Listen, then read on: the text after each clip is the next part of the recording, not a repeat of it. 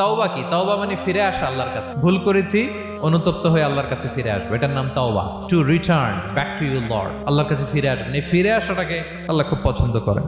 এখানেই শয়তান আর আমাদের মধ্যে পার্থক্য। শয়তান ভুল করে করছি তো করছে, ওইটার মধ্যেই সে অটল অবিচল, ক্ষমা আর চাইনি। কিন্তু আমরা সকালে ভুল করে দুপুরে মাফ চাই, দুপুরে করে রাতে মাফ চাই, আজকে ভুল করে কালকে মাফ চাই। বিষ্ণুই বলেন তোমরা সবাই ভুলকারী, কিন্তু ওয়া খায়রুল খাত্তাঈন আত-তাওয়াবুন, এই ভুলকারীদের মধ্যে শ্রেষ্ঠ যে ভুল করেই তওবা করে।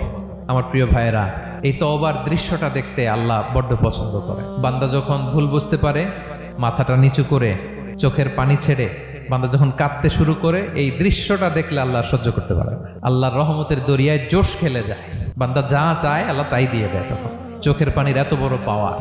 এজন্য আমরা ভুল করে যেন অটল না থাকি, আল্লাহর কাছে যেন ক্ষমা চাই, আমরা যেন ফিরে আসি তার দরবারে।